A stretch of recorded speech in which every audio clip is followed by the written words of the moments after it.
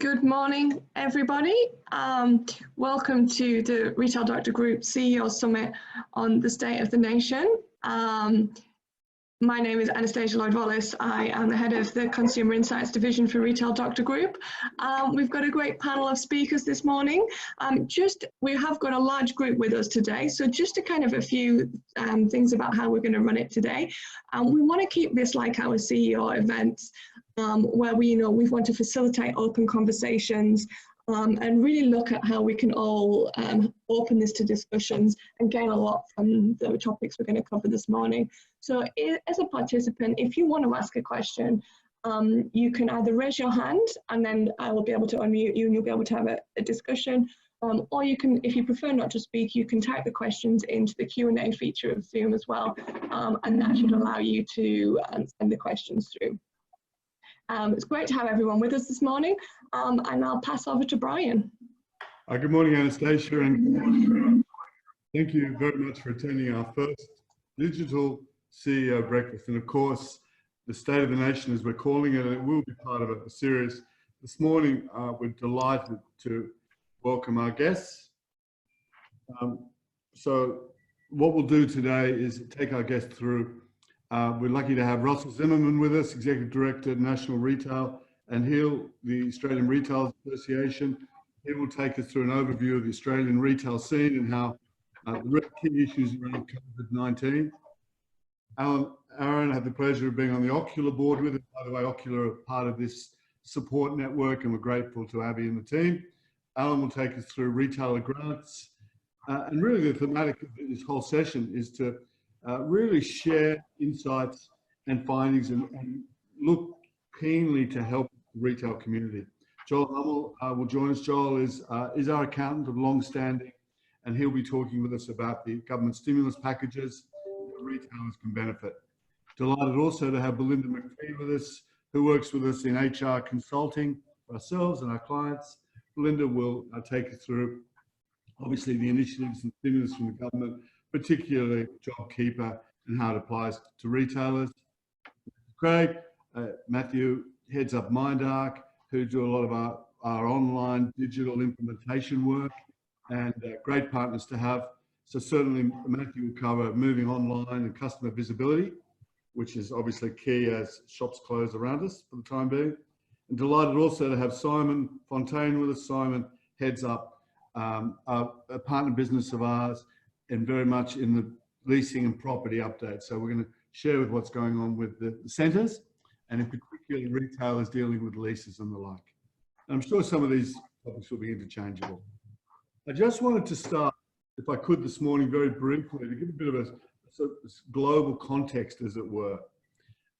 So we've reached out to our Eveltoft partners. Those who know us, you would know that Retail Doctor Group is part of a global network.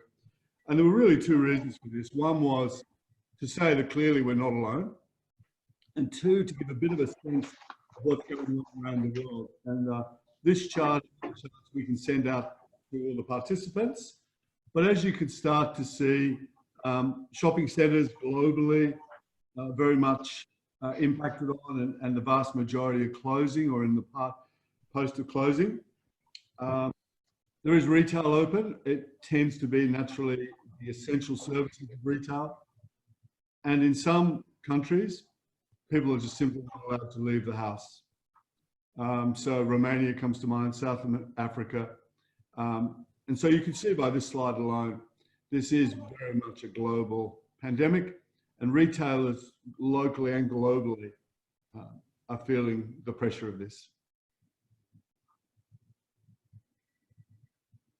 And of course, what is interesting is that we see global changes moving into online retail, and Matthew will touch on this. And this is fairly self-explanatory. What we do see is high growth in online, obviously, commoditized retail in particular, a lot of logistics problems, supply channel problems, but we're seeing very strong growth, and I suppose a re-education of many consumers. I looked briefly here at India, massive scale, online is struggling to keep pace with the orders, starting to restrict delivery services. And the Romanians, our friends in Romania, brands are moving direct to customers, cutting out the retail middleman. So all various retailer responses to this topic as they move online.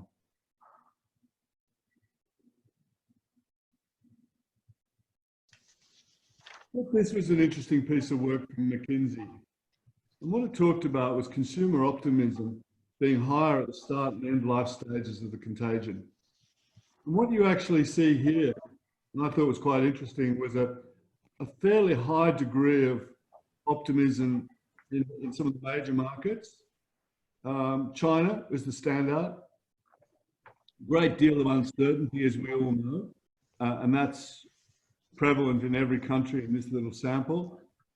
And of course, pessimism, and funnily enough, you'll see in a couple of slides, Chinese are starting to prepare to go back to work, and their pessimism ratio is much lower, but probably as a consequence.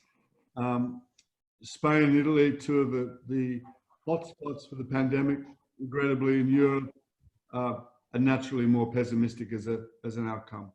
So, but we do see this preparation over the next weeks to months about what we'll start to talk about is how retailers will rebound from this. This slide really just shows how the Chinese are looking at changing their time, the way they're using time differently. But again, you can start to see an increase in their expected time allocation as they start to have a view that they're coming back into the workforce, starting to return. We also see significant increases in, naturally enough, online shopping, a more isolated environment. But overall, what's key here is this move, if you like, to starting to think about coming back into the world that we knew. And this really makes that point. China is heading back to work. So extremely low rate of pessimism to this McKinsey chart and showing a high level, relatively high level of optimism. And I think you'll find that the next week to 3 to 4 weeks, that optimism will be at a greater level, ratio, and uncertainty will start to decrease, which is no more really than an indicator that there is light at the end of the tunnel.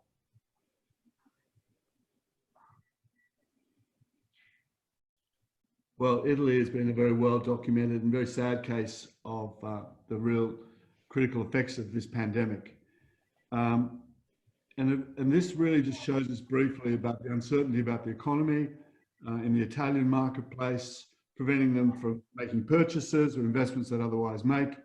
And so very much a frugal approach, as you'd expect, lockdown approach, very frugal, and a large sentiment about uncertainty, very strong, and certainly very, very high sense of being affected by this pandemic. This came from our English partners overnight.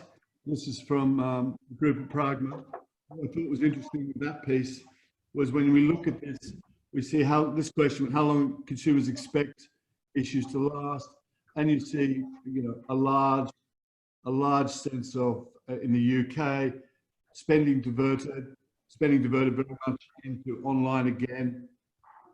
At 24%, nearly 25% of shoppers have changed how they shop since the UK government started enacting coronavirus-related stay-at-home measures. So big move online, almost a complete lockdown, particularly in London. And so you see changing in consumer patterns as a consequence. This is some work that Anastasia and the team are really starting to look at as we move into tracking consumers. Now, Anastasia, if you're there, did you want to comment on that?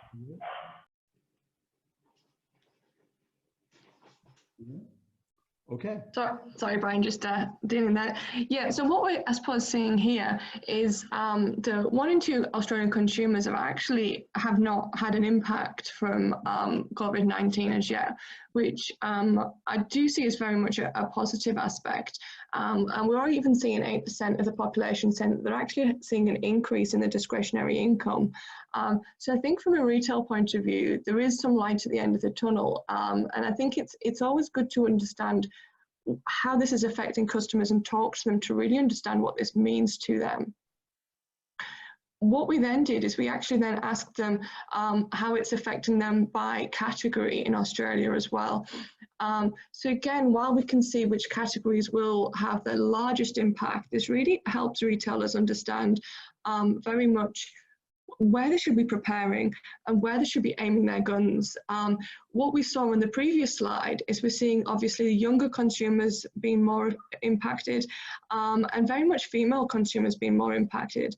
So I think if you're a retailer, in particularly in one of the higher impacted categories with a target consumer of female or younger consumers, you can really understand how you can shift your offer and how you can shift your focus to really gain a bit more traction during this period. Thank you. All right. Now this was IKEA, and it was just an example coming out of Spain in particular, and some of the other European countries where they're starting to convert physical space increasingly into e-commerce fulfillment centers. And so contactless, no human contact, mobile app supporting.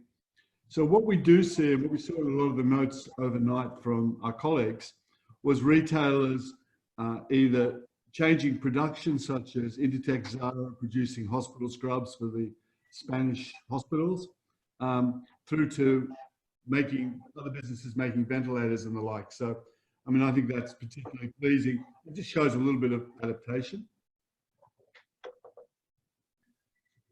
As does Aldi coming up through the Europe, again, thinking about the workers, the front line, if you like, providing specialised access time, thinking about their model slightly differently. And this one, Anastasia, do you want to jump in? Because this is from Andrea, Romania, isn't it? Yeah, so this is an example of a Romanian brand actually changing the way that they operate. And what they've done is they've actually, in the 2 months, sort of in the last 4 weeks actually, developed a direct-to-consumer model. So this is a water company that is really getting their brand direct to consumers. So it's just another way of a retailer thinking about this just a little bit differently and really acting very quickly in the short space of time to see what they can do to really thrive and keep going through this period. What I think we would obviously see pre-COVID was a lot of manufacturers, suppliers doing direct to market and online portals and pop-ups and the like. I think that is being accentuated through this period and will continue post-COVID. Okay.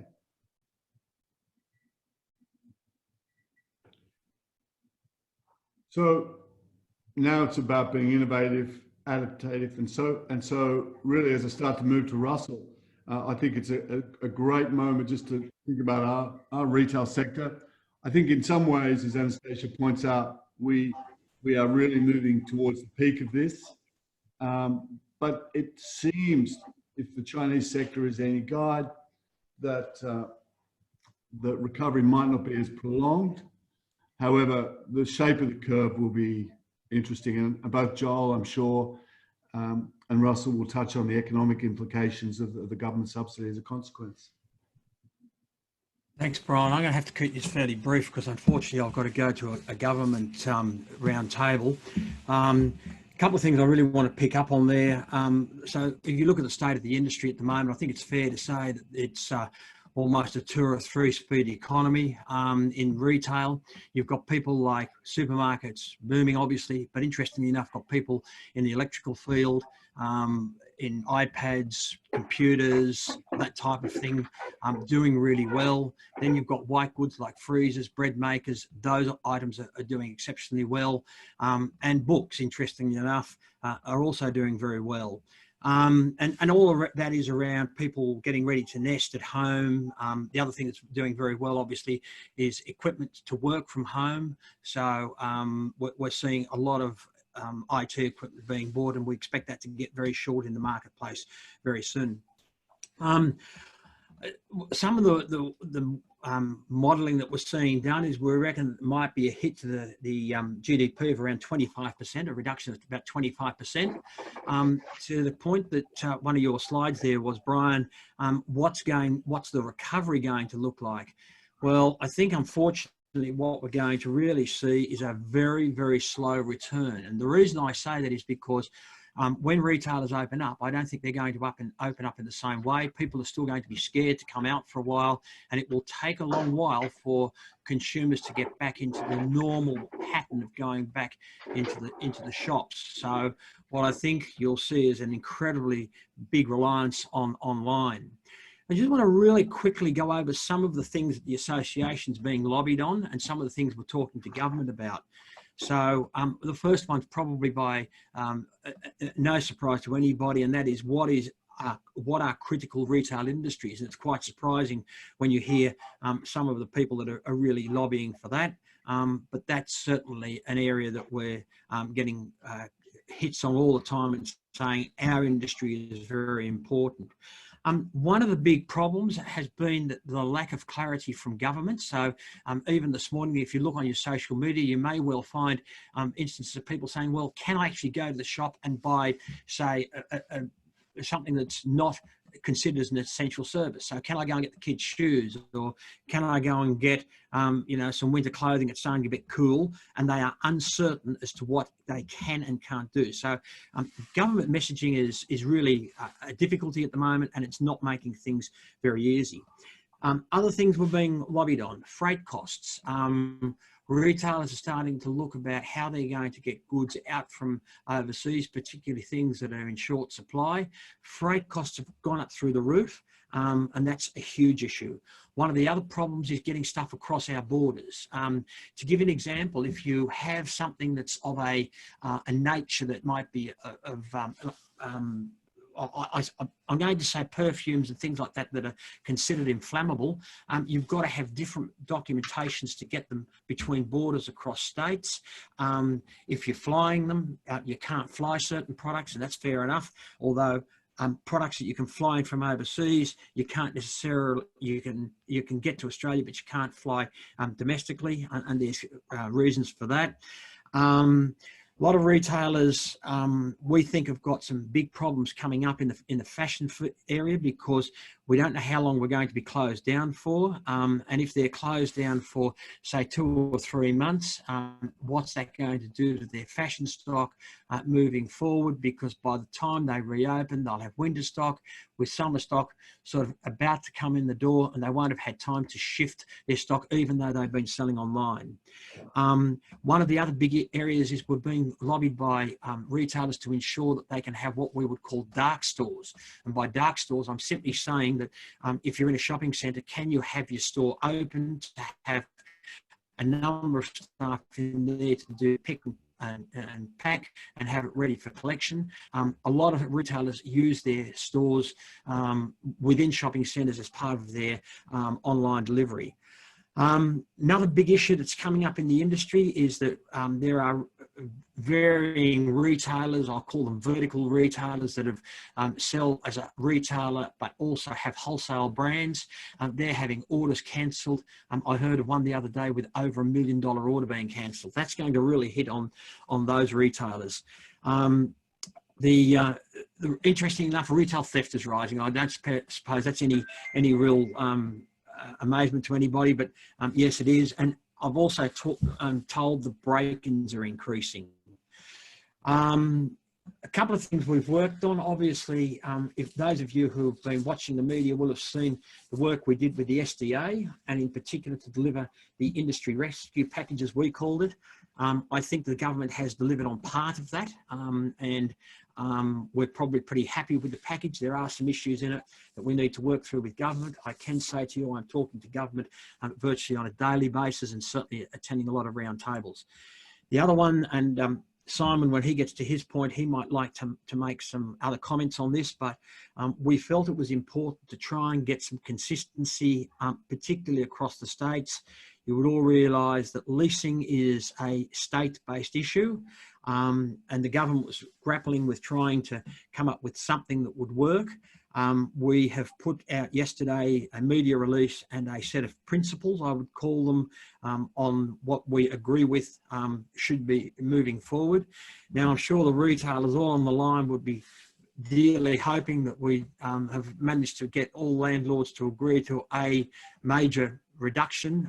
We can't. That is an individual situation you've all got to go and work through individually, but there are a number of other principles in that, and I'm happy to share that to Brian, and he can share that to the group to what that is. Look, the other things that I think are probably really showing their at the moment, our employment law division, and I'm sure that Belinda will talk about this, our employment law division has been absolutely bombarded with phone calls with people trying to understand what they can do and what they can't do. And they were very worried about standing down before the government actually closed retail, which the government hasn't done naturally. And there were some concerns about whether they could or couldn't do that and what the view is on that. We're trying to seek some clarity from government on that still, even though most retailers are closed. That's something we're still working on. Price gouging, there's been a lot of messaging around the industry about price gouging, and every radio shock jock wants to ask you why Coles and Woolworths are charging $11.99 a kilo for broccoli. Let me tell you, the costs in the supply chain have gone up drastically. And by that, I'm talking about the fact that, yes, we asked for deliveries to be able to be done virtually 24 hours a day, 7 days a week. That entails truck drivers being paid at penalty rates when they're delivering outside of the block out hours. In other words, from about 10 o'clock at night time through till early hours of the morning, which was traditionally a block out. Those truck drivers are being paid a penalty rate. As we'd all be aware, Coles and Woolworths are probably one of the few retailers around that are engaging and getting more staff and in big numbers, and so that is a cost to them because they need more staff to run it. And I think probably the last thing is that there's been some blockages on wharves trying to get essential goods in from overseas, and we're trying to see how we can get the government to prioritise what we would call essential goods. And the problem is that everybody, or a lot of people, not everybody, but a lot of people see their goods as being essential. So a lot of things all over that we're trying to work on, but I think it's fair to say the government, under some very difficult pressures, has done a fairly good job on getting together the packages and trying to sort out where we should move forward from here. Finally, and Brian, you've touched on it. I think if you're a retailer and you're not online, I think, quite frankly, you're not in business any longer, and that's probably really where it comes down to. So, and Russell, thank you for that. One quick question, if I may, before we pass to two other questions, conscious of your time. One of our clients was talking to us yesterday about what is an essential service. It seems what's an essential service? Seems to be some grayness around that. Well, and this is where the difficulty is. Let me give you a bit of an overview of where I've been lobbied. So books, electrical, hardware, tobacco stores, because tobacco is an addiction, obviously supermarkets and delicatessens, butchers, pharmacy, online, dark stores, the fruit and vegetables. They're probably the main ones that have come up. But the government's taken a really interesting view on what's an essential service. And if you listen to what Josh Frydenberg has actually said, and the Prime Minister has very clearly said, and you can understand where the government's coming from. They actually want retail businesses to remain open wherever they can. Now, for some of those businesses, it's obviously not viable for you to stay open, and we've seen that with the large number of closures. But what they're trying to say is, if you're in work, it's an essential service. So if you can keep that shop open, and if it's profitable to do so, that's exactly what they want to do. I actually spoke to the Treasurer last night, And I'm going to say, when I spoke to the Treasurer and the Assistant Treasurer, Michael Suker, as well, in a conversation. And one of the things I think they're probably a little bit disappointed about is that there was a number of retailers that, as soon as the package was released on Monday night, on Tuesday made a decision to close down. They would actually prefer to see businesses, wherever they're possible and wherever social distancing is possible, to remain open, providing it's profitable. They actually want that to happen, because obviously every business that closes means that they're subsidising more and more wages. So it's probably not possible for a lot of businesses to remain open, but if you can, that's what they really want you to do. Appreciate that, Russell. Great answer. We've got a question coming here from David Light. Just to clarify, if possible, a store is allowed to have a gathering. So how many people are allowed in a store of, say, 500 square meters? Is there any steadfast rules there? Do we know? Look, this comes down to a sensible position, not so much anything else. So I noticed, for instance, that Bunnings are allowing 4 people in an alleyway. A really good move. I'm just sort of trying to work out what they're doing. If you think about a Bunnings alleyway, what they're doing with the side alleyways. And I don't know whether there's any Bunnings people on the phone, but if there is, it'd be really interesting. I'll be talking to them tomorrow. But look, essentially what you've got to try and do is to keep the 1.5 metre rule, or preferably the 4 metre rule. Now, the 4 metre rule is probably almost impossible to do, but it's going to depend upon the size of your shop. I noticed, I went to my local butcher on the weekend, and he's allowing 3 people into the store, and the rest of us were standing.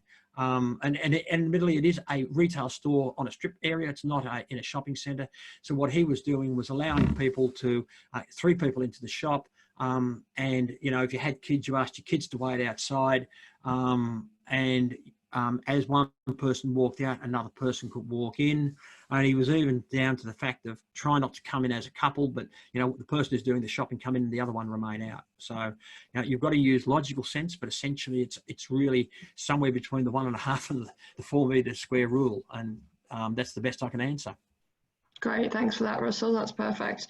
And I think we've got Mike who wants to ask a verbal question to Brian, possibly. Mike, if you're there, you can talk now. Yeah, hi, Brian. I'm going to have to go. I'm going to have to go. Apologies, everyone. Thanks, Russell. Okay, thank you very much, Russell, for your work there. Fantastic. Mike, go ahead. Certainly. Sorry, one moment. Can everyone hear me? Yeah.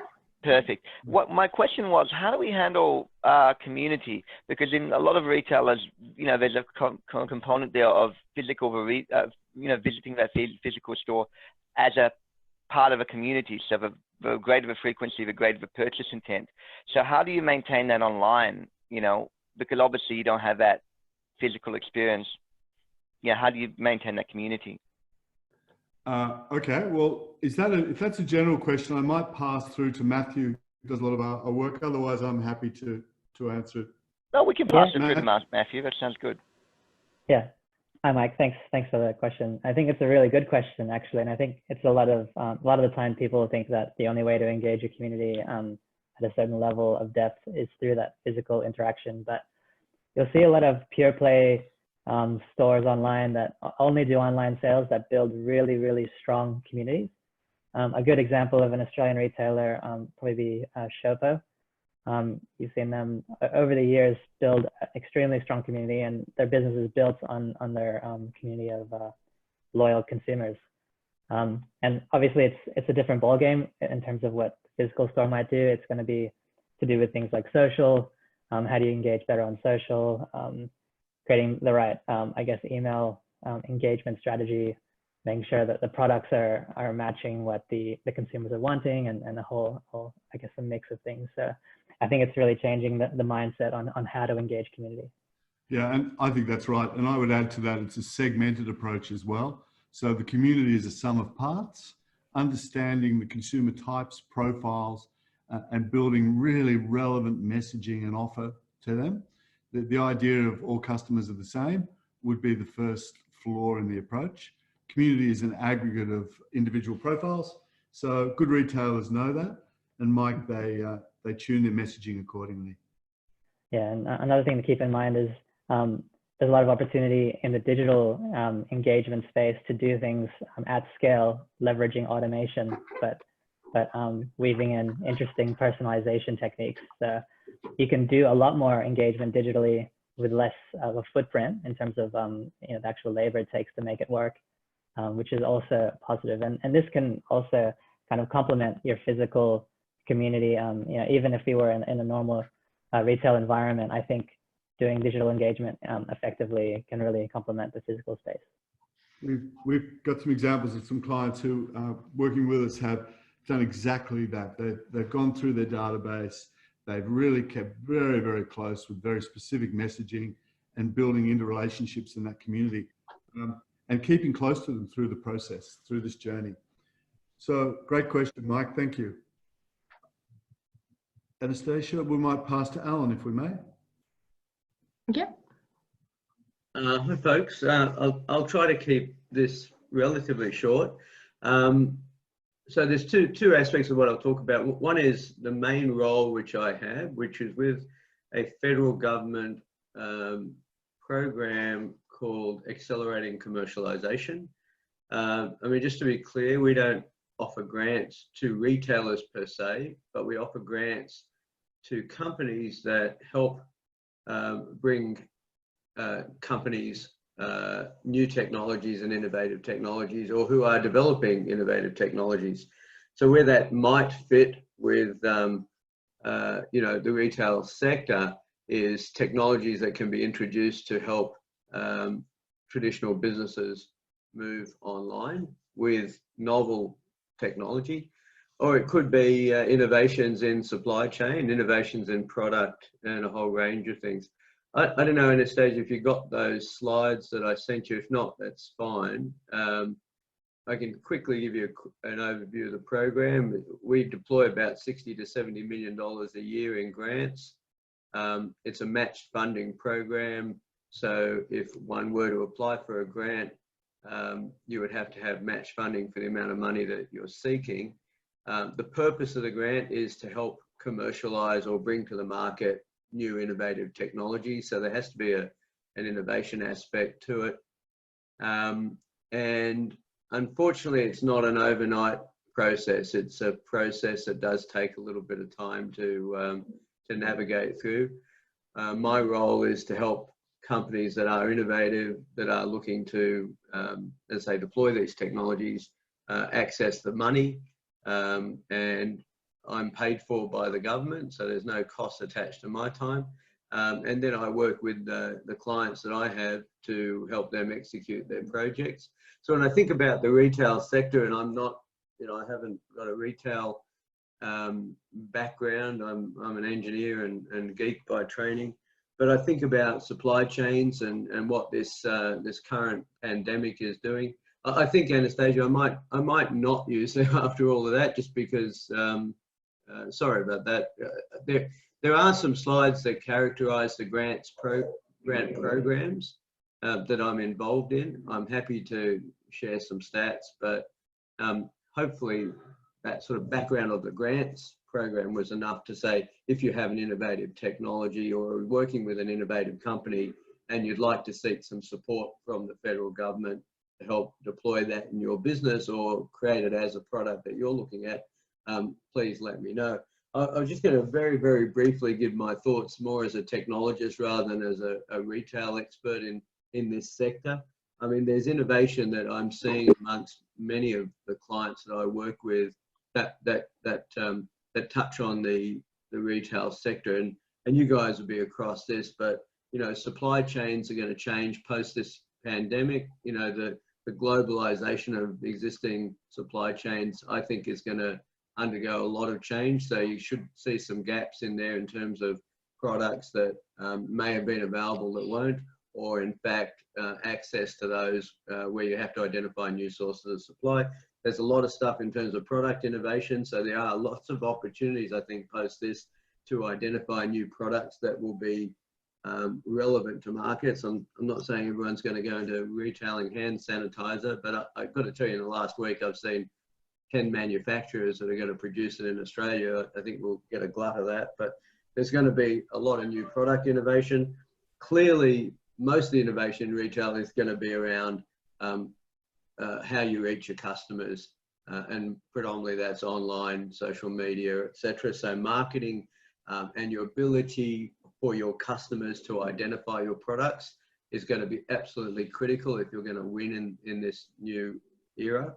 The interface with the customer, the fulfillment aspects, that was really interesting, that slide about IKEA turning into a fulfillment center, payment methods, logistics, all those things are ripe for innovation in this industry.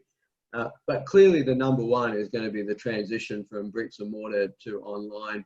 And I hate to say it, and I hope I don't offend anybody, but as someone said before, if you're not online, you're not going to stay in business. This, large retailers with diversified, product lines are not going to continue to grow. Their growth is going to come online in the future. And this, pandemic is going to have accelerated that trend. People like my 85-year-old mother-in-law have ordered online for the first time in their life. So there's going to be a whole new cohort of people that you need to access and need to reach. And there may be some interesting hybrid models around helping creating convenience for people to purchase product in a hybrid of, traditional, face-to-face and online. And the last one is consumer behavior and choice and discretionary expenditure. So thinking about where your product sits, is it going to be relevant in a kind of recessionary environment? How do you reach, again, your customers who are doing what they are doing potentially in their homes? What will happen to consumer behavior? So some of the things I'm looking at with clients is how to address a bunch of those challenges.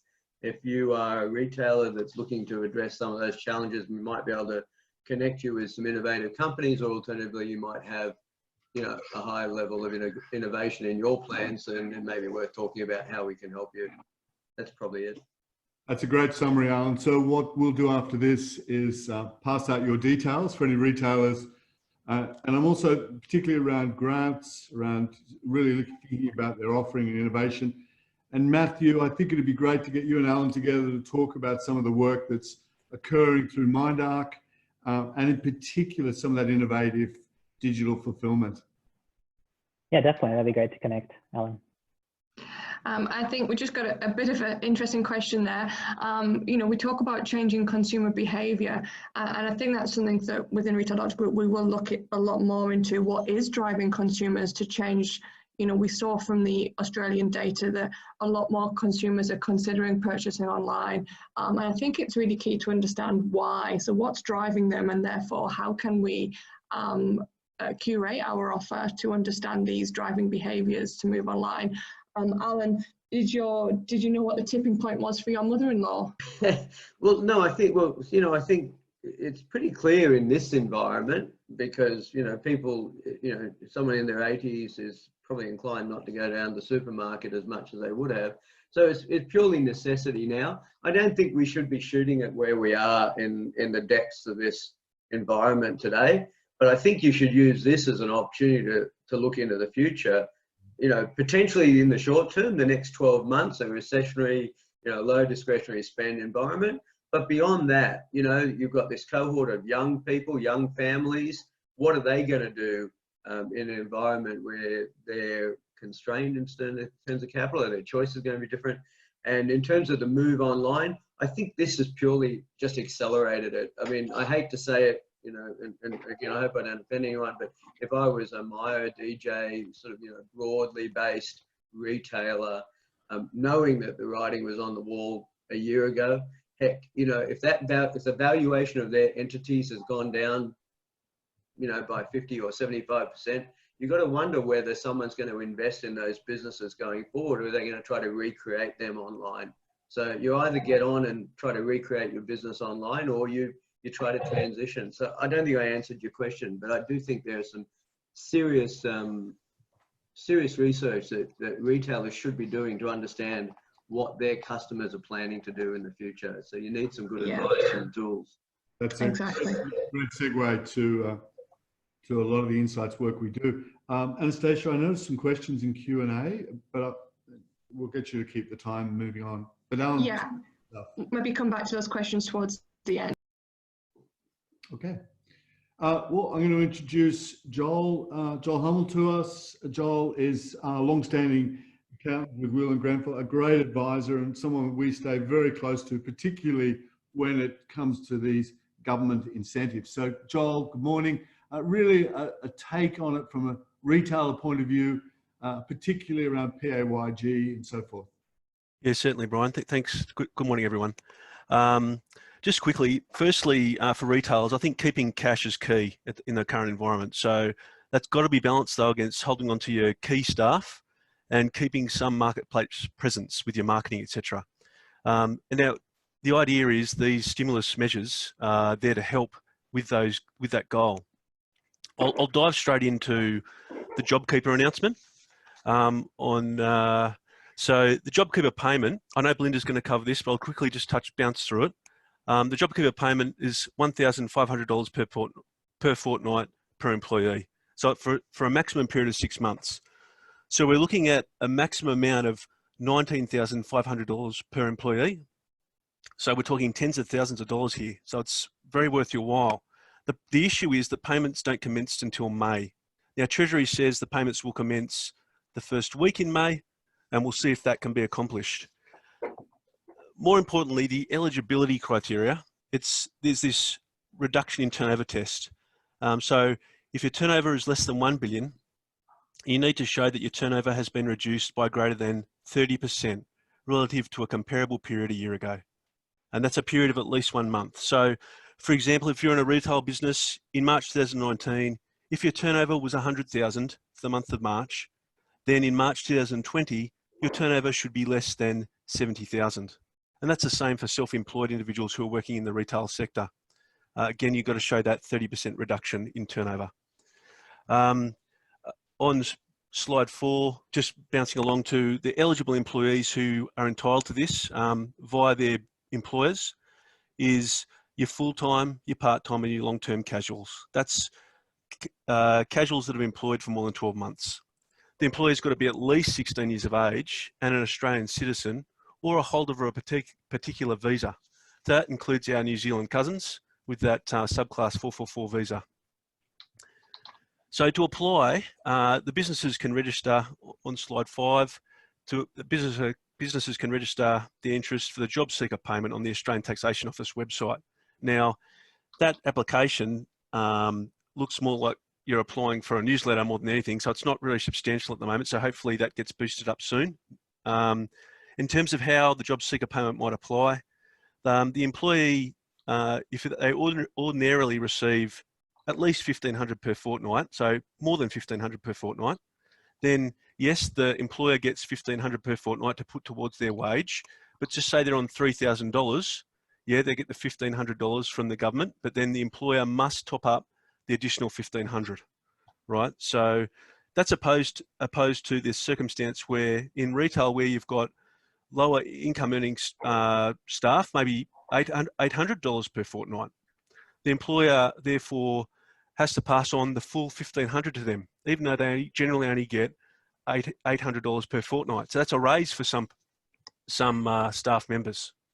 So I'll move on to slide 6 now, and onto an old, in a sense, an old-fashioned measure, but one that certainly is very important. That's payment deferrals for tax payments. So if you or your business have been affected by the coronavirus, you've got to mention the coronavirus when you call the ATO, of course, or your agent or your advisor calls the ATO, and you can defer payments for up to 6 months for your income tax, your activity statements, your pay-as-you-go installments, and other items. So that's pretty self-explanatory, but beware your ATO waiting times. They're very variable at the moment because there's a lot of people on the line.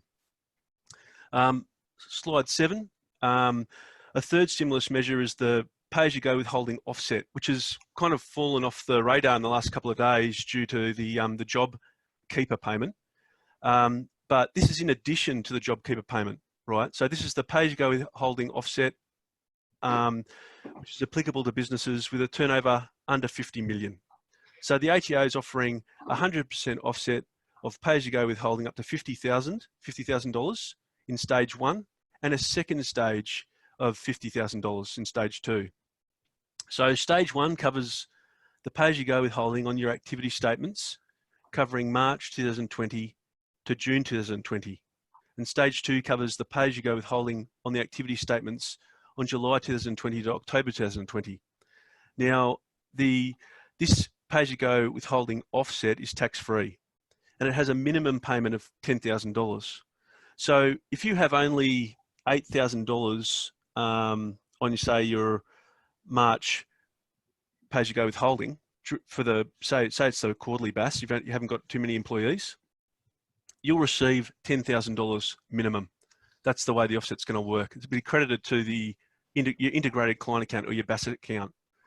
Moving on to slide 8 there, your monthly lodges, right? So if you lodge monthly, your instalment activity statements, right, you'll be eligible to receive 3 times the pay-as-you-go withholding withheld in March, right? So if you, for example, pay $8,000 in pay-as-you-go withholding for March, you'll receive $24,000 credited to your account. To the extent that you haven't got any other ATO debts owing on your integrated client account, we'd expect some or all of that to be, well, at least say 16,000 of that to be refunded to you within 14 days, right? But if you've got debts there already, it'll be used to offset those debts. Same with quarterly lodges. They'll be eligible to receive the offset for pay-as-you-go withholding amounts on the March 2020 and June 2020 BAS up to $50,000.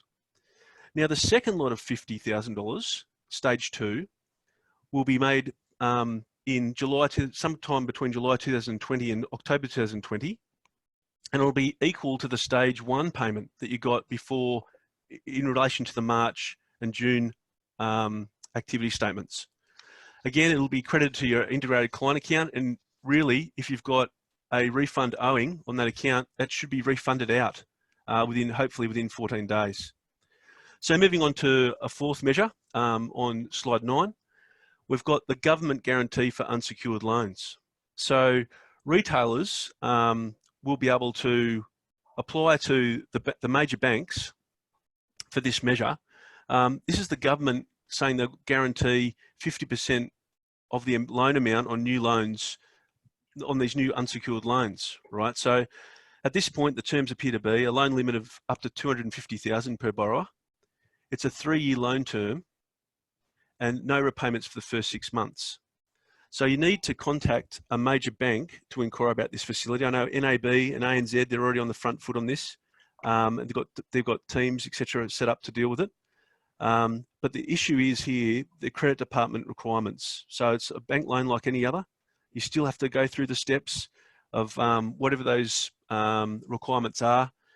And unless the banks are being more accommodating, unlike they have been in the last few years, it'll break this measure in terms of its usefulness for retailers. It won't be of any use. If, however, they've taken a different stance where they're looking at things differently, given the current crisis, then this could be a good way to support your cash flow until things recover, or even until late May when you get your first of your JobKeeper payments. A final measure on slide 10 there, we've got wage subsidies for trainees. So again, this is it's worth tens of thousands of dollars really if we can get it. To be eligible to receive this, you've got to have less than 20 full-time employees. The trainee's got to be retained on the books as at the 1st of March 2020. The wage subsidy itself is 50% of the trainee's wage from the 1st of January 2020 to the 30th of September 2020. So it's a maximum amount receivable of $21,000. Again, the application starts from April 2020, so it's hopefully it's up now, and you're registering really through the Australian Apprenticeship Support Network. So you have to look them up on their website and locate your nearest provider and go through your nearest provider on that. So that's some of the main measures as I see them. There's plenty of other measures out there, but these are the ones I think that really help you keep your cash at the moment and support retailers through this. The key one, of course, we're all waiting for is the New South Wales government measure in relation to commercial tenancies. So hopefully that comes soon. Anyway, thank you. That's right. Thanks, Joel. So we've actually got a lot of questions. Yeah. Okay. that just popped up during your talk. So Yes. I'll start from the beginning. Has there been any clarification yet if 457 visa holders are able to receive the JobKeeper payment? Okay, just let me double check what I've got here. That would be temporary residents. Belinda, jump in. I can help jump in on that one. Great. So Thanks, Belinda. that's okay. So the immigration lawyers representing obviously all of visa holders across Australia have lobbied the government and identified that there was a gap in terms of missing that core group of workers in Australia. So the government are currently in the course of the next 2 weeks looking to come out with some sort of a relief package for visa holders.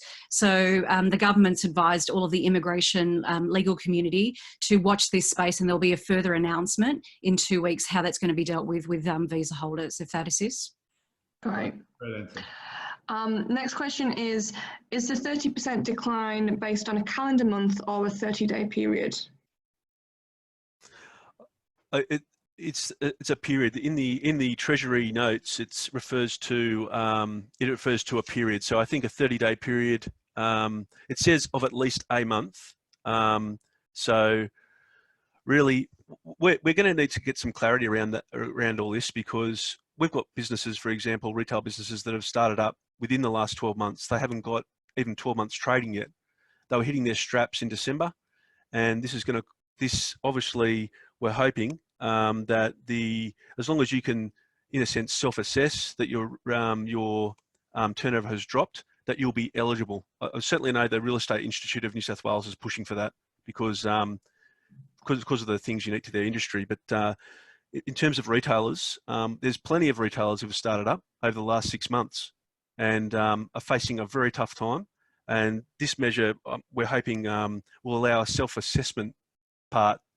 So even if you haven't got a month last year, we're still advising everyone to apply. Right, and that actually answers another question that we had about businesses that are less than 12 months. So thanks for that, Joel. It's like you psychic. Yeah. There's also a question here. So if a business has been on a rapid expansion in the last 12 months, for example, growing the number of stores, 2 stores, 3 stores, it's obviously going to show that there isn't a reduction because they've got a larger overall network now.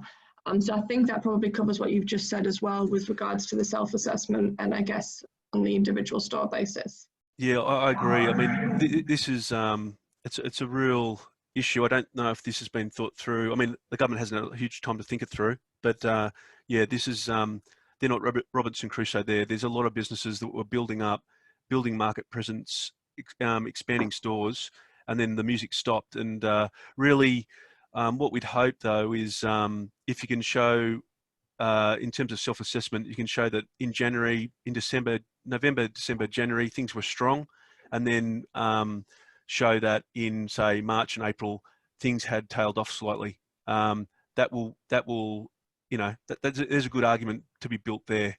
Mm.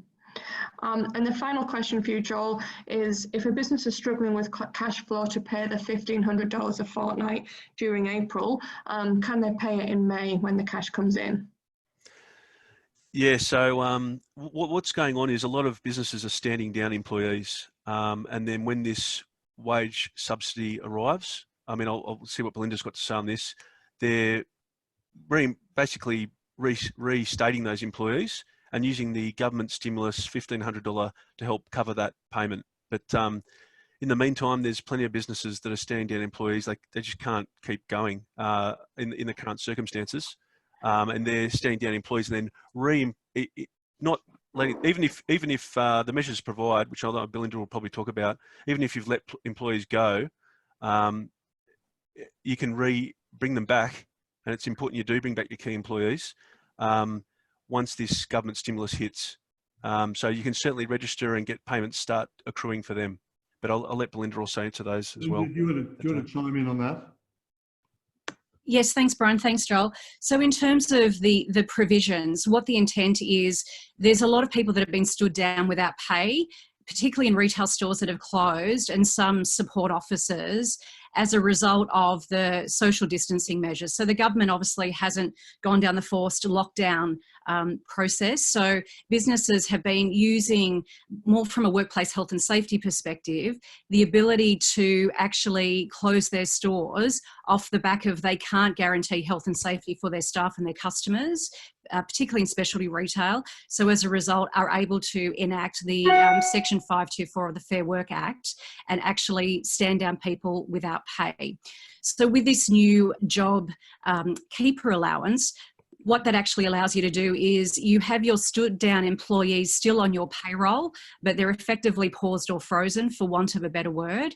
And this allows you to obviously pass on the payments to them directly using single touch payroll, and essentially the government using the employer as a clearinghouse rather than, you know, keeping people lined up, as we've seen in the media, dealing with Services Australia and Centrelink, by forcing people who've lost their jobs to take the job seeker application and process. So there's some complexity with people that have been made redundant, because if they've been made redundant, they're off your payroll. So there's questions around, would you consider bringing those people back?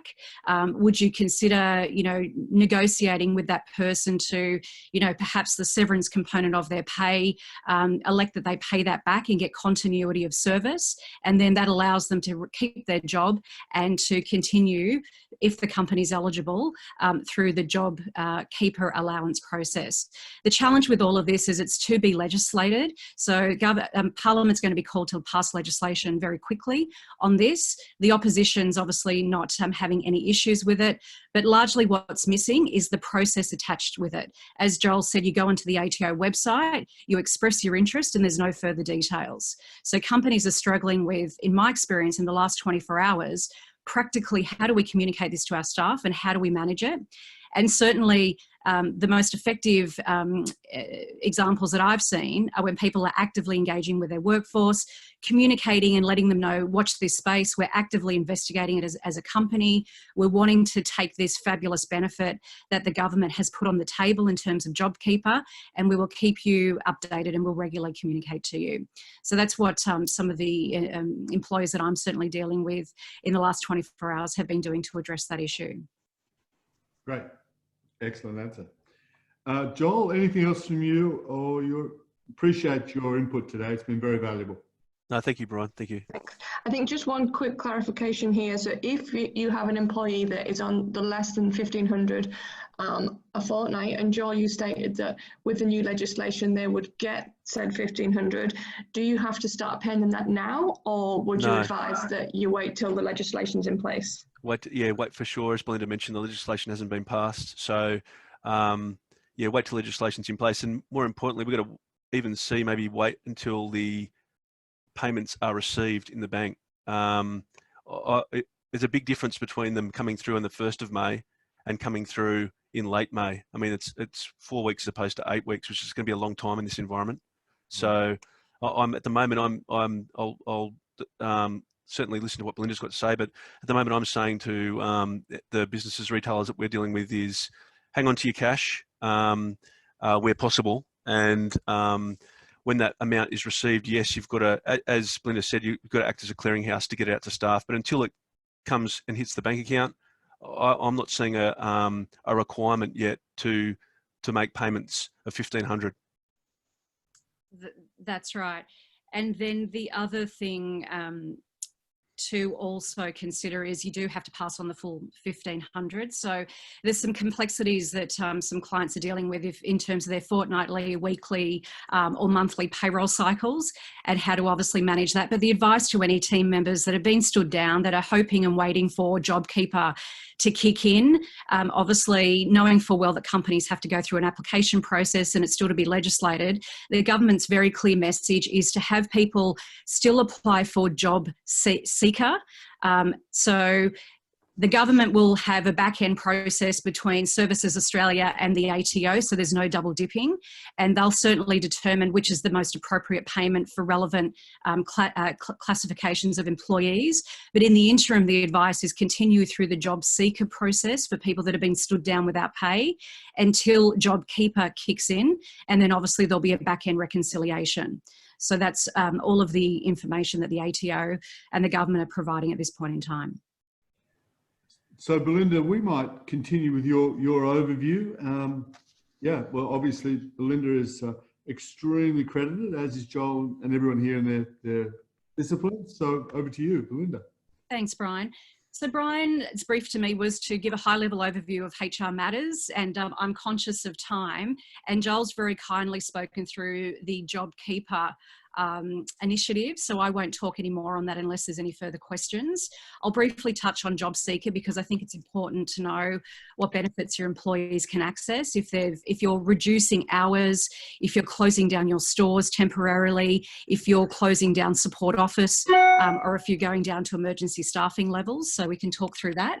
And then also, you know, what are some of the key challenges and what are some of the best practices that are happening out there? So Russell mentioned earlier, there's been what I would call a employment law meltdown in terms of all of the flow-on effects for businesses around how do you make decisions and be lawful within the Fair Work framework, given the pandemic and all of the, you know, various activities that businesses have to contend with on a daily basis. If anyone's had the pleasant experience of dealing with Fair Work in the past few weeks, you'll know that, you know, there's hours of being on hold, talking to people at Fair Work who quite frankly actually can't answer your question, because the Fair Work Act wasn't actually written and designed for dealing with a pandemic. It was written for other, you know, sort of more traditional industrial matters. And so there's a high degree of interpretation that's required around practically what you can and can't do as it relates to taking elements of the Fair Work Act and putting them into place. So one of the examples, again, that we touched on previously, you'll see a lot of retail businesses have shut down, and under the Fair Work Act, you cannot shut down and stand people down without pay if it's an economic downturn. So if the conditions that cause you to need to close down your business temporarily are due to economic downturn, technically under the Fair Work Act, you can't do that. So one way to work around that, which is off the back of workplace health and safety, because all employers and all CEOs, as you know, what's defined as the PCBU, so the person that's got the controlling interest of safety in the business, is obviously required to guarantee the health and safety of their team members in the workplace. So a few businesses have had the unfortunate experience that they've had COVID outbreaks within their workplace. So they've had some team members that have been diagnosed and they've had to deal with that. If someone acquires COVID-19 as a result of being in your workplace, so it's not through community transmission, it's through transmission that's been proven within your workplace, it poses potential workers' compensation claim issues. So off the back of all of that, a number of retailers, most of the larger groups, Myer, obviously one of the most notable recently, the Just Group, etc., have decided to shut down their staff and their stores temporarily, standing everyone down without pay off the back of the fact that the business can't meet the social distancing requirements and keep their staff and customers safe. So therefore, that enables them lawfully to stand down without pay. So some other considerations to think about when you're looking at what do you do with your workforce. In my experience with my clients, what's worked really, really well is going down the process of consultation, which is required under every award and every enterprise agreement, and having a good relationship with your workforce and agreeing voluntarily and quickly to making changes. So these voluntary changes that can be made reasonably quickly is voluntary reduction of hours. So asking groups of workers, you know, select individual workers depending on function, to voluntarily reduce their hours for a temporary period of time from, for example, 5 days to perhaps 4 or 3 days, and then obviously documenting all of that in writing. So that's worked quite successfully for a number of businesses that I'm involved in. Another thing is utilising the long service and annual leave accruals and provisions for people that have entitlements in those areas, and asking people voluntarily to utilise some of those leave provisions to help obviously take some resources out of the business when you're wanting to, using Scott Morrison's language, put businesses into hibernation. So sending a whole group of workers on leave. So that's also worked successfully. And that's a double-edged sword, of course, because there's a cash flow impact of putting people on leave. But equally, if it takes a core group of workers out of the workforce and gives them a degree of payment, then that's obviously helpful. So in my experience, a lot of these voluntary measures have been incredibly well received by workers. So generally speaking, if companies and employers are advising their team members, we're all in this together, we're taking proactive, preventative measures to endure as a business, then 98% of workers with open arms are embracing, voluntarily agreeing to these arrangements at all levels and allowing businesses to make these changes rapidly. So the key to success that I've seen with a number of businesses that I've been associated with is making changes very quickly and decisively, and then making sure that you have that open engagement and consultation with your workforce to allow these workplace changes to take place, rather than going through some of the more traditional requirements that are under awards and under the Fair Work Act, where it could take weeks and often months of consultation to make changes. So if it's voluntary and by mutual agreement, you can enact change very quickly. And that would be my strong advice and recommendation to get, I guess, take some cost temporarily out of the business by enacting, some of those mechanisms that I've just spoken about. So that's just something to consider.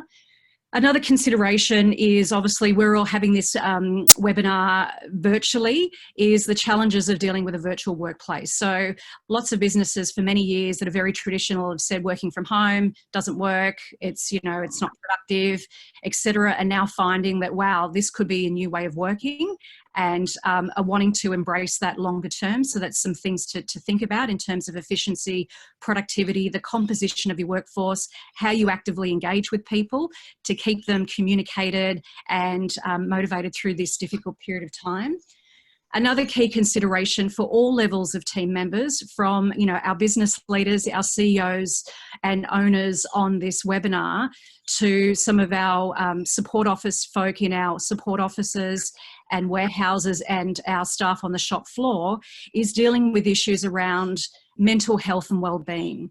We know that financial crises trigger a lot of mental health and welfare issues for people. So again, making sure that all of the government support is known and actively communicated to your team members. So dipping into the superannuation provisions that will be available from the 20th of April, around tapping into $10,000 of people's superannuation but before 1 July, and then the other ability to tap into a second round of $10,000 to obviously fund people's personal lifestyles and just to survive and live, is available after 1 July. So all of that can be done through MyGov from the 20th of April and through the ATO. So it's very important that people know they can't tap into that until the 20th of April, because if they go onto that information website now, they'll find that they're ineligible, and that causes a lot of growth and frustration.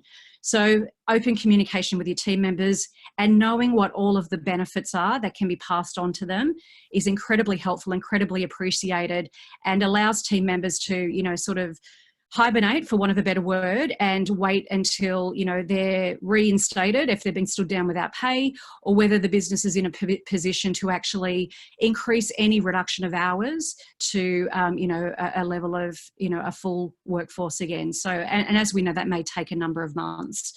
So they're just some things that I'm seeing working really, really well from a people perspective. And as leaders, managing leadership teams and managing and manoeuvring through these challenging times, other things that I've seen work really well is having regular, for want of a better word, crisis management huddles with leadership teams, almost on a daily basis, dealing with all of the things that might come up, whether it's from the workforce questions, things posed upon us from government, issues around supply, whatever it could be. That's working very effectively and moving very, very swiftly to make that happen within the space of 1 or 2 days. So again, speed of response is critical, and not waiting days, weeks and months to make decisions is incredibly important. And as leaders and leadership teams, making sure that there's great transparency and clarity of direction, and equally making sure that you're looking after yourselves and your team members. So from a welfare perspective, you know, making sure you're keeping well, looking after your own mental health, to make sure that you're able to give out those, you know, messages of hope and keeping team members engaged, because everything you do with your teams now through the not so great times, when the good times do eventually come back, they'll remember you for that, whether it's positively or negatively. So it's critically important to, again, you know, draw upon organizational values, you know, personal values. How do we remain strong and focused and ethical through this process, as well as taking commercial risks and being pragmatic and taking swift action to allow for workplace change to happen across large groups of workers. So that's some other things that I'm seeing work well. Yeah, great summary, great summary. Any questions, Anastasia, for Belinda or the panel? There was a few questions, but I think you've covered it, Belinda. So maybe just to confirm, so it's, I suppose, can I reduce my employees' hours to $1,500 a fortnight in line with JobKeeper? You know, is that permitted? And then can they access leave entitlements? And I think if you can just confirm what you were saying, is it's all about this open discussions with your employees and having that voluntary reduction. No, thanks, Anastasia. So again, as Joel mentioned, there is still a lot of detail that's lacking from the government around JobKeeper. The spirit and the intent of JobKeeper is to fund employees that are stood down without pay, first and foremost, so they're getting an income, and keeping them getting income through the employer as a clearinghouse rather than getting them through, obviously, the social security system. So that's the first thing. In terms of people that have had voluntary reduction of hours, the strong message so far from the government, without obviously this being legislated and clearly mandated, is that the JobKeeper allowance is deemed to be a top-up if there's been any voluntary reduction of hours. So, you know, if my hours have been halved, for example, so if I'm in a store and, you know, we've gone dark and I'm helping support e-commerce activities out of my store, and obviously I'm now eligible for JobKeeper, it's meant to be a top-up. So that's the direction at this point. Are you able to absorb and eat into that and bring people back and do productive work because of JobKeeper? That's something that's not yet decided, that we're trying to seek advice on a regular basis. And as soon as we have that advice, we'll pass it on to Brian to pass out to all of the participants on the call. But that's still largely, that detail is still largely to be determined by Parliament. Wonderful. Thank you. Thank you, Belinda. All right. Now we did set 2 hours for this fantastic webinar, but we're looking to bring this to a conclusion in about 15 or 16 minutes. So I think now we'll pass to Matthew. Matt, MindArc, fantastic business, working with us on digital integration of clients' businesses. Matthew, over to you. Awesome. Thanks, Brian. Yeah, I'll try to keep this short. I think there's already been a lot of discussion around the concept of obviously businesses moving to online retail. So I thought I'd just share some of the conversations I've been having over the last few weeks, and particularly around, I think one of the biggest things we've been asked is, you know, how do we enable e-commerce or online commerce as quickly as possible, just to be able to respond to the very quickly changing environment and restrictions on physical retail. So yeah, there's been a lot of conversations around, you know, is my website ready to go and to support the type of online commerce we want to do? And then on top of that are the systems in place for me to do that logistically? You know, is shipping going to be set up correctly, payments? And I guess from that perspective, if you're not already online, as everyone said, it's going to be a big challenge to go from 0 to 100 in a short amount of time. But there are ways to do it. We've helped stores, you know, get up and running within a couple of weeks, or even shorter if they're willing to cut some corners. But so there are options for people to enable that online commerce if they need to. And then in terms of systems integration, I think that's where it gets a bit more complex. If you have a retail ecosystem that has a lot of integrations with multiple systems, that's where there might be some complexities, but we can help essentially navigate through those.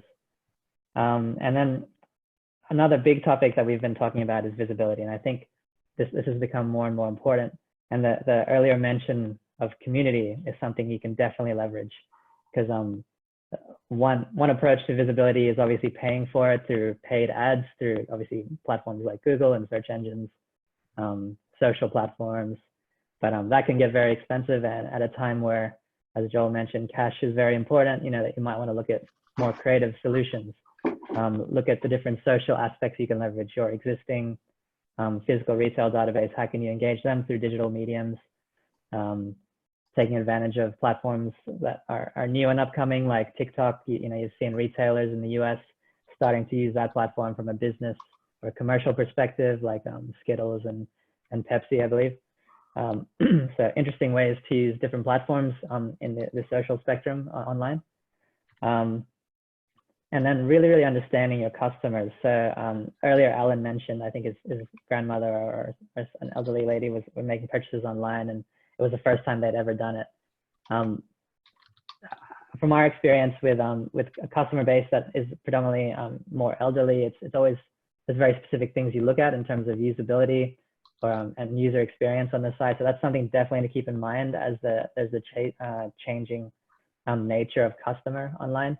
I think in the past, everyone's been used to or consumers being able to do anything that they need to on the site, and not obviously everyone is always aiming for a very intuitive experience, but there was a bit more leeway. But now we're dealing with more of a different spectrum of consumer. We want to be sure that we're enabling our consumer based on the products we're selling. So if we know we're selling to a lot of elderly, how can we better make their checkout or checkout workflow, you know, simple, not have any like roadblocks along the way? Is the readability of the site very easy to follow, and thinking of those types of elements. And then, you know, working with Brian's team to really understand consumer insights. They have a lot of really great information and processes around understanding that. So I do recommend touching base with him about that. And then really it's about making sure that the customer now gets engaged regularly digitally. The benefit is obviously there's a lot less product being purchased in the physical side of things because of all the restrictions and social distancing. So I think that's probably what's driven a lot of the physical retail stores to close, rather than just thinking, I mean, even though there's been a lot of stimulus packages to help them stay afloat, I think consumers aren't going to go physical shopping anymore because they're worried about health. And that's probably a big impact to what we're seeing from a traffic perspective. And now everyone's looking to online, obviously, to replace that as consumer sentiment improves, obviously, or confidence. Another thing we're getting a lot of questions about is enablement of remote work, and obviously how to manage that from a logistics perspective, making sure you're, you know, managing your shipping and order management, and how that hooks up to your logistics and shipping providers, and making that seamless. So that's a very interesting topic. And for those retailers that are changing and doing or planning to do a lot more digital, getting used to understanding how they're going to work with their warehouses and shipping partners, and making that more scalable, rather than, you know, some retailers might still be doing it at a very per order basis, where, you know, how do you enable bulk more so? And with all the reduction in headcount, obviously there's staff members who are now taking on multiple responsibilities. So systemizing and automating certain processes is something we're working on as well. We have our company at least has a partnership with Optus and Ring Central, and we're trying to use that to enable work from home strategies and make it a lot easier for people to work from home as well. So that's definitely a topic. Our whole team is working from home at the moment, and, you know, for us it's a bit easier. Obviously, a lot of our work is online, and so it was a seamless transition for us. But finding ways to help that and enable that is important as well in this environment. Great. So Matthew, you mentioned that 0 to 100 and doing it very quickly. I think one of the pieces for many retailers online is this visibility of inventory, replenishment models. Any sort of advice there for really, in that question, entry to mid-level retail? Yeah, so I guess I think keeping things simple is probably the main key aspect to keep in mind. I think it's very easy to go down the path of saying, I want to do this, work on this project to move online, and try to overcomplicate it. And that happens very quickly when it comes to software. So it's keeping an open mind in terms of, you know, what does my MVP look like, or a minimum viable product? And let's get that up and running to start the process of enabling that commerce to happen. And while that's happening, we can continue to enhance and release new features, functionality, integrations. But yeah, that's definitely one key thing to keep in mind when approaching that 0 to 100 kind of, I guess, project. Yeah, I think that's right. And working from basic business information systems, point of sale, modules on CRM, modules on fulfillment. So it's all there. But I think the starting point is exactly that, supported by a simple roadmap. And accelerating the basics. Yeah, that's right. And then, I mean, a lot of retailers already work with probably digital agencies or advertising agencies that already can enable this to happen for them. So I think having the right conversations with them about really understanding, you know, what's our visibility, how is our customer looking for product at the moment, because it's changing. So, you know, search companies particularly have a lot of insights, and, you know, we can help provide some of those insights from a search perspective. You know, what's changed recently, what kind of products are actually trending, and it's probably going to align with some of the categories or verticals that we've heard about earlier today already. But yeah. Anastasia, any questions coming from Matt's session, or we'll move through to Simon? I think just one thing which might be something we've kind of maybe discussed slightly offline is maybe for a future event, some examples of best practice online, retailers moving to online, and how to show that. And I think that might be great, because we've discussed maybe holding a shorter session in the next week, and maybe we can work with Matt to sort of give some examples and best practice that retailers can use for inspiration for moving online. Would you be up for that, Matt? Yeah, definitely. I'm happy to definitely share that and show what experience we've had, and really good examples in the market of good retailers doing really good web experiences. So yeah, we can definitely do something like that. Right, we've got some examples to share as well, so we look forward to that. Simon, thank you, Matthew. Fantastic work. Simon. Good morning, everyone. Can you hear me? It's Simon from Leasing. Obviously, I'm going to keep it brief. My session is going to concentrate on 5 areas. We're fielding a huge number of calls on retail leasing at the moment. So that my area will be on what the feds have done, what the New South Wales government's done, what the Shopping Centre Council and what the Accurait have done, what tenants are doing, and what landlords are doing. So I'll start with the feds. As you know, the Prime Minister announced on Sunday, the 29th of March, there's now a moratorium on eviction for non-payment of rent. That applies to all commercial and residential tenancies. Tenants and landlords should, and that's the word should, agree on rent relief. And I'll come back to what that means. There should be the ability to waive rental payments for a defined period for impacted tenants. And this is the really controversial one, the ability for tenants to terminate leases and or seek mediation or conciliation on the grounds of financial distress. Commercial property owners should pass on any benefits they receive in respect of their properties, which I'll explain in a minute. Landlords and tenants not affected by coronavirus are expected to honour their lease and rental agreements, and cost sharing or deferral of losses between landlords and tenants should be provided where one party receives a benefit. So I'll come back to some of those issues. That's what the feds have done.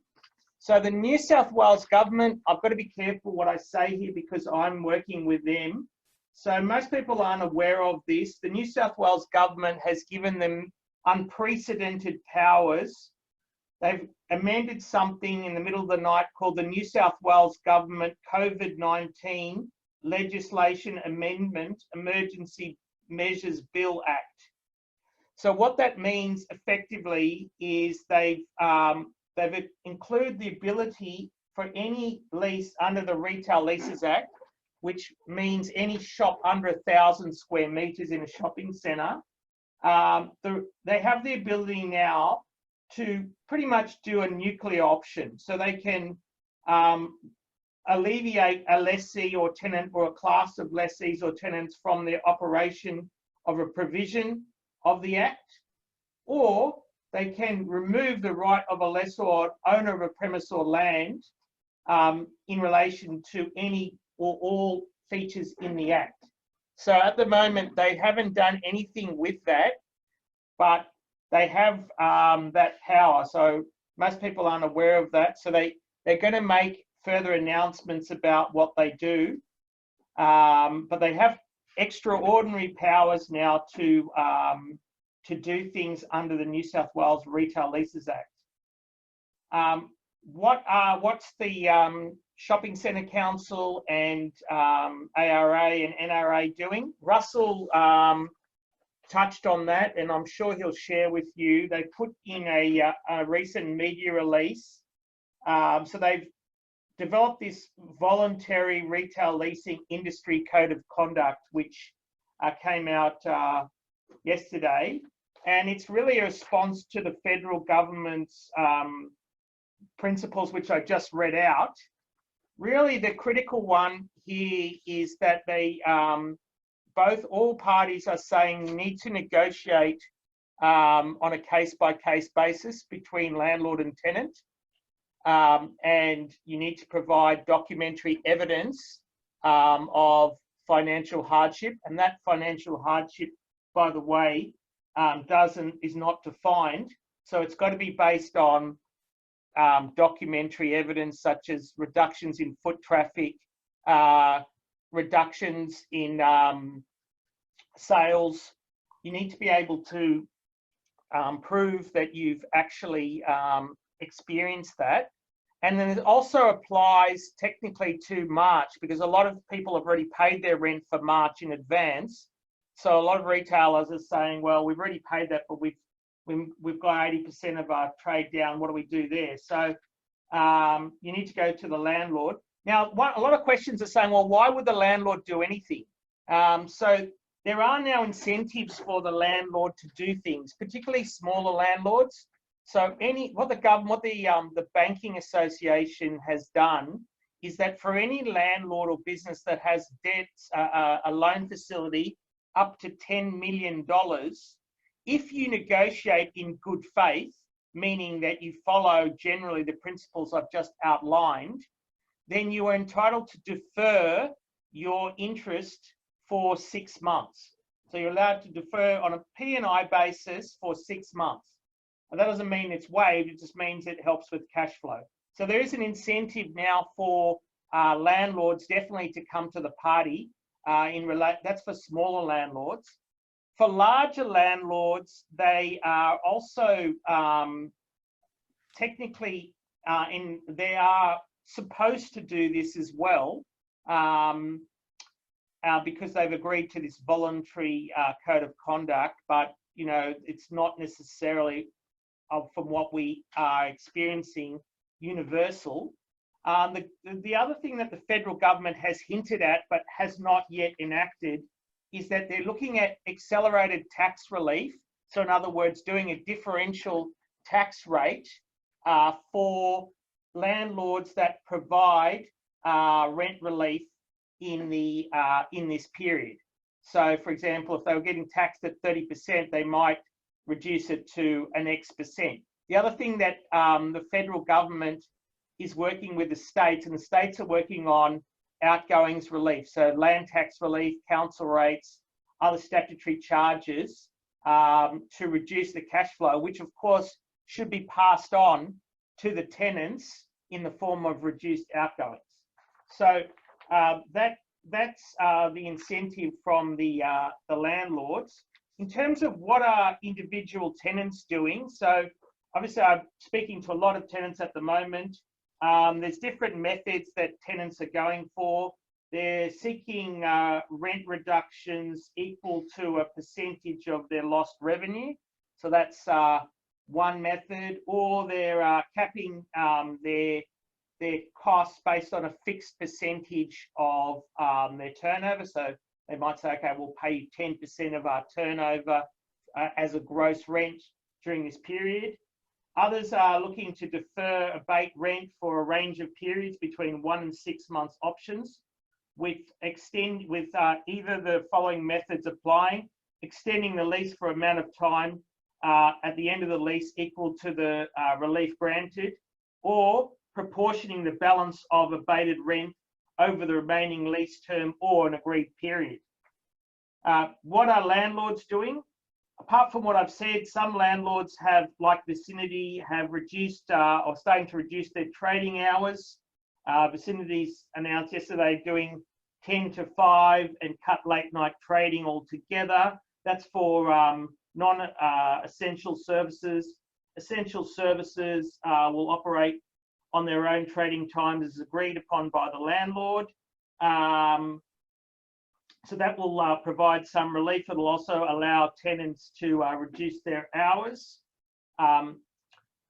So a lot of our landlords are starting to look at those issues. Landlords are getting huge requests for abatements. So that, look, that's some of what's happening in the industry. So that the critical question, which we probably get the most, is, can I terminate my lease on the grounds of financial hardship? And the answer at the moment is no, but you can't get booted out either. So at the moment, the Shopping Centre Council and the ARA are working on that issue. They both agreed that that won't apply. But obviously, that's one of the principles that has been put in by the federal government. So it'll be interesting to see what happens in that space. In terms of what do we recommend, I know we have to wrap up, but so what we recommend is basically engage with your landlord. If you're a tenant, don't negotiate through the media. Engage in confidential discussions. Use facts. So use available metrics when negotiating, such as foot traffic, MAT, sales volumes, margins, and engage in regular dialogue with your landlord.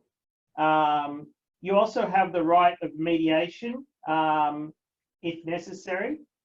So basically, messages communicate, communicate, and communicate, and the landlords are now receptive. So they have some inducements there to be cooperative. So I hope that helps, and I'll pass it back to Brian for any questions. Simon, thanks very much for a fantastic summary. You know, this is such a moving feast and such a meaty topic that we're going to take the opportunity to invite you back to our next State of the Nation session, as we will our other speakers. Yes, remarkable stuff and really, really pointy end stuff. Anastasia, any questions for Simon? Yeah, we've got quite a few questions popped up here. So firstly, can you just elaborate more on the Emergency Bill Act that you spoke about at the start? I think just a bit of clarification there. Which one, New South Wales or federal? New South Wales, I believe. So you can look it up online. It's called the COVID-19 Legislation Amendment Emergency Measures Bill 2020.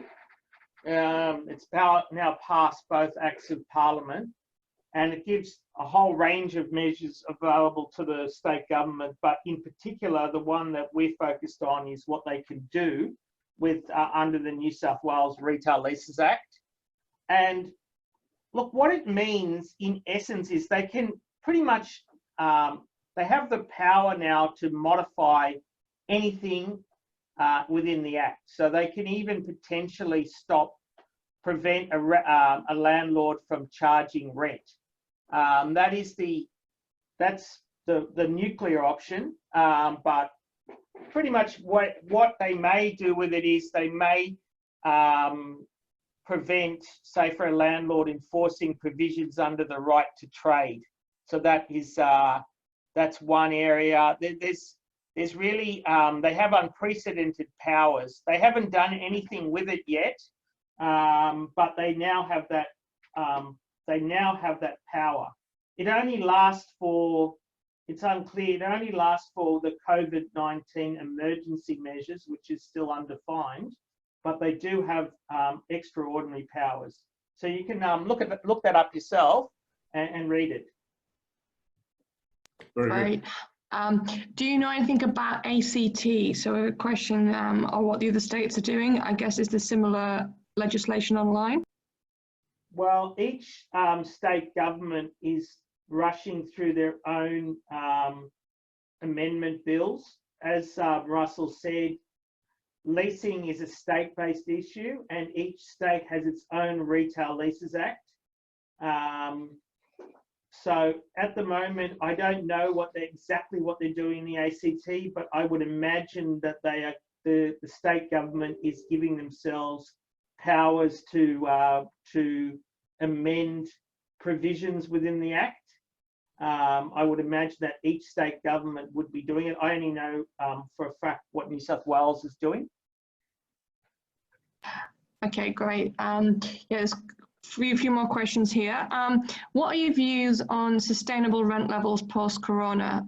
Do you see any sort of changes to typical lease agreements, like more cap occupancy plus deals? So, good question. The answer to that is there will be definitely changes to the way leases get structured going forward. As Brian said in his opening, certain classes of retailers are going to be more affected than others.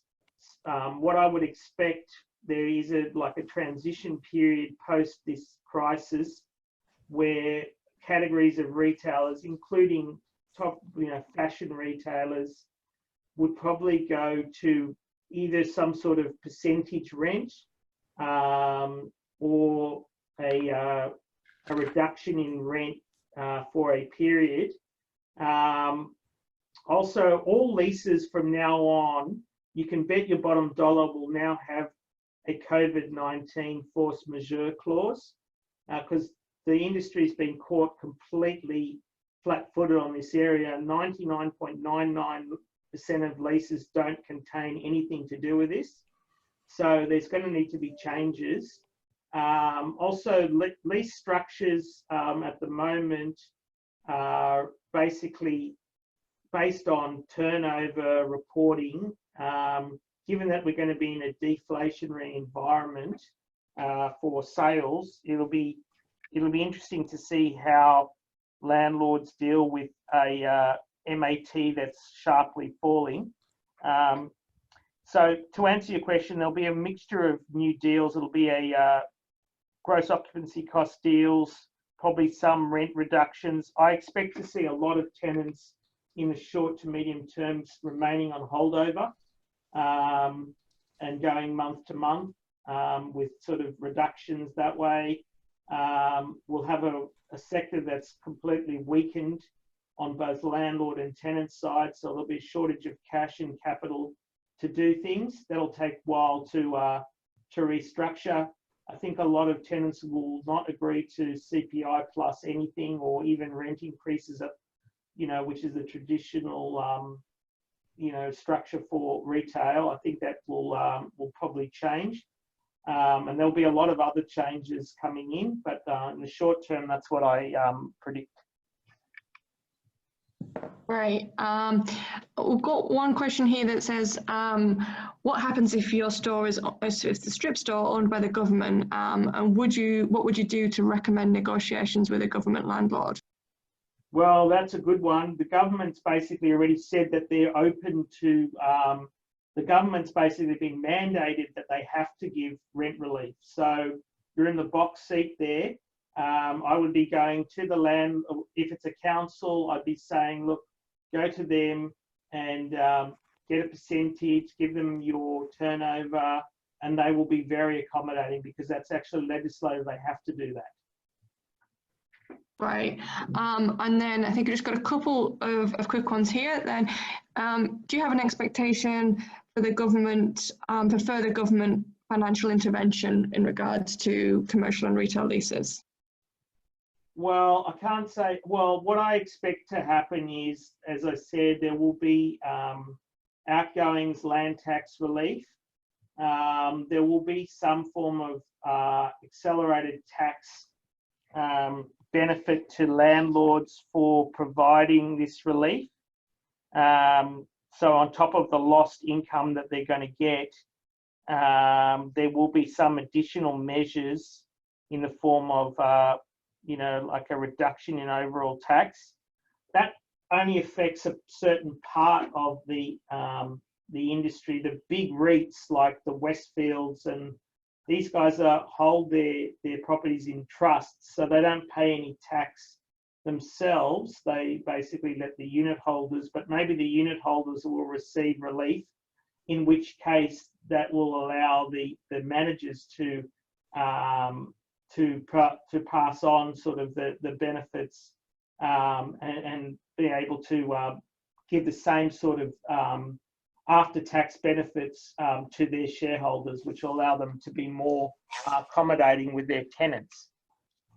So to summarise, I expect it to be in the form of tax benefits, tax relief, rather than actual cash coming back to the tenant, although that hasn't been ruled out as yet. But it's more around financial measures.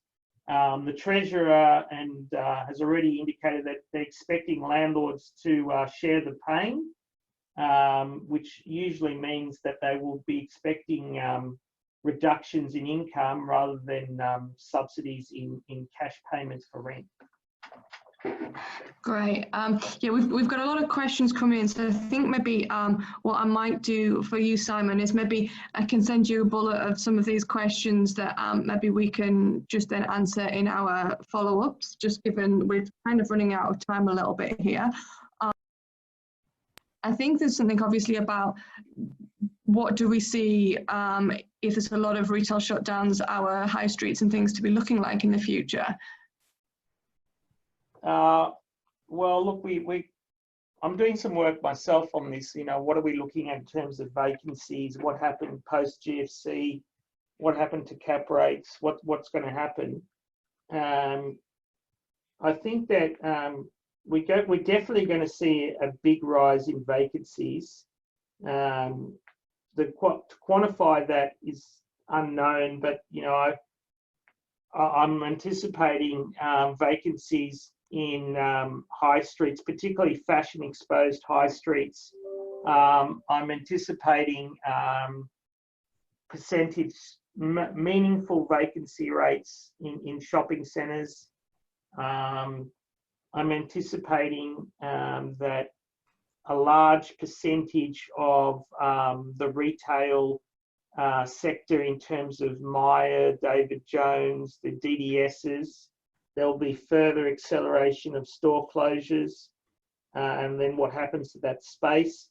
So there will be a lot of changes to the industry and rental structures. So we're starting to do all that work now. We're modelling it all, and you know, there'll be, the way to look at it is short-term impacts, medium-term impacts, and long-term impacts. And you know, I'll share my research when we complete it. Great, thanks, Simon. Yeah, I've still got a few other questions. I think we'll maybe just take them offline and respond, just given the timing, and not everyone sort of, you know, needs to get back to their day-to-day roles.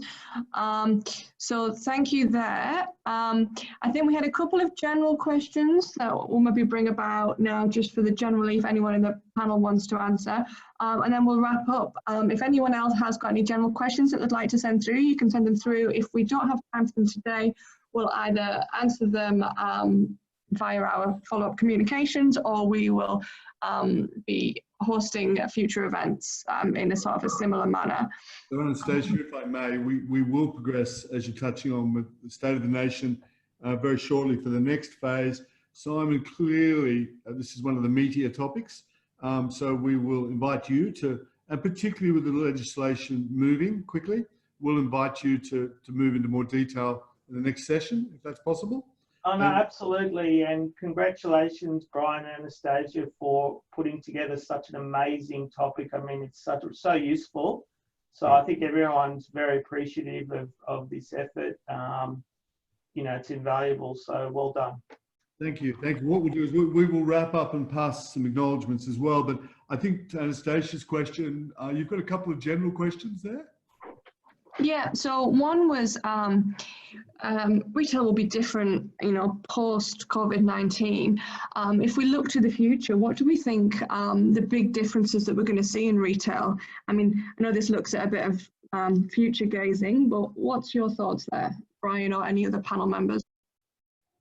I think that the panel members in particular, you know, if I think about Simon and everyone's talked about, and Russell, we're going to see a different world. We'll see the axis move somewhere back to the world we know, but it will be a less physical retail, which was always on the cards anyway as online grew and as retailers integrated the offer. We'll see absolute effects. One of the things that comes to my mind is that we have not seen government intervention into the economy at this level probably for 15 to 20 years. And that'll do two things. It has a much stronger hand of government in all commercial activities. And regrettably, there's probably a lot of intergenerational debt to follow. So to Simon's point, it's going to be more challenging in the medium to near future. But with that will come much more innovation, adaptation, digital fulfillment, integrated retail. But it won't surprise you to know, we still see the physical environment because we are social by instinct. This whole response to COVID globally is a de-socialization, but people will come back. Social by instinct will want that tactile experience with all the pecuniary channels to flow from that. So, in fact, on LinkedIn, I do write about the future of retail, and my views haven't changed dramatically even through this COVID piece. Yeah, yeah, I agree with you, Brian. I think, to be honest, there's always a place for physical, even though I'm obviously an online guy. I do see physical always having a place. It's more understanding now. You know, like this has fast-tracked that transition into understanding where physical and digital actually fit together and how the changing nature of commerce is happening, I think. From my perspective, it's more so now about understanding your product and how customers want to shop your product, and knowing what each channel plays in terms of purpose in that chain or in that experience network. I think that's going to become more and more important. Can I just make two quick comments on that? One is, I think it's just so important for those that are going to win in the new era to be good at online. So it's not just going online, it's being really good at it. It's understanding it, do your homework. It's just like you'd understand, you know, your customers will walk through your store every day. You have to understand that. And the other is, I think there's a real opportunity in sort of hybrid kind of online and bricks and mortar models where, you know, you've got your kind of tactile, physical product, but you do a lot of stuff really cleverly in terms of logistics, in terms of payment, in terms of online ordering and delivery, etc., and appealing to a different demographic market beyond just your catchment of your retail store. There's going to be lots of real estate opportunities that you could take advantage in an innovative way. Yeah, it's keeping that fluidity between physical shopping experience and online shopping experience. And I think that ties back to what you're saying, Allan, in terms of doing online well. And I think that's going to be the big difference, is people are going to invest more time into that, more resources into understanding how they can do that better. Yeah. And I think the voice of the customer now is that, you know, customers are, for the last 12 months, really been moving towards make my life easier, save me time, and then now realizing that this can be done, delivery services, online services. So I think we will see much more sort of customer demand now for this convenience offering. Yeah, and like one of the topics that we've been talking about a lot, Anastasia, with you guys is obviously the cross-platform, cross-channel loyalty programs. One of the really big topics going around, and enabling that. So I think, yeah, it's just going to become more and more apparent. I think there's going to be a fundamental change in the supply of retail real estate. The market's already oversupplied pre-COVID.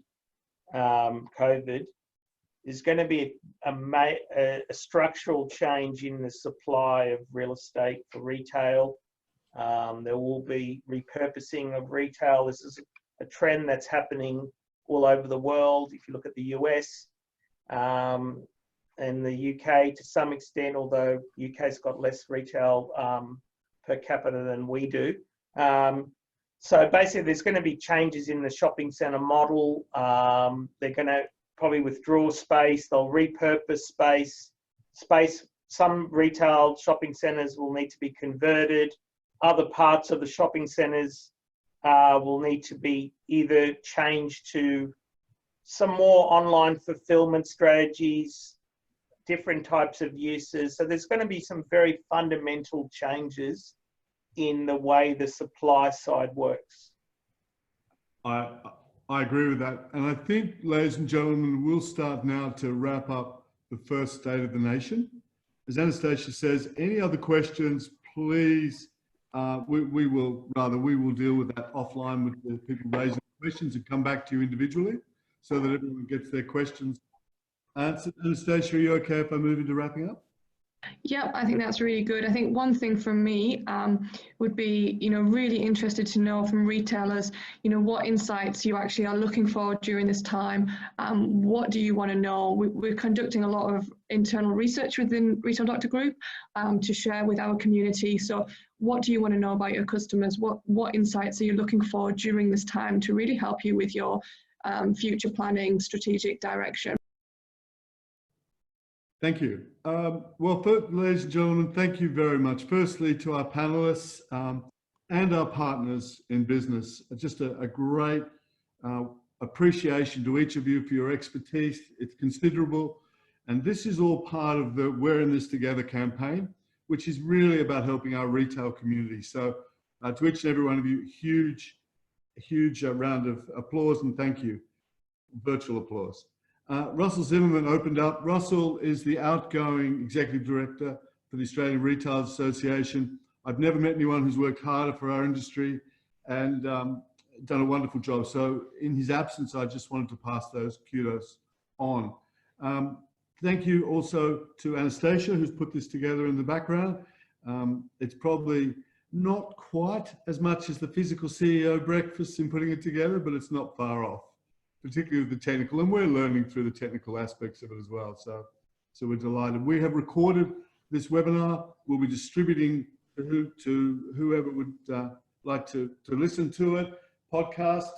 And I also wanted to acknowledge that we've sent an invitation out to Dominic Lamb, who's accepted as the head of the NRA. So very keen for her to be in State of the Nation Part 2.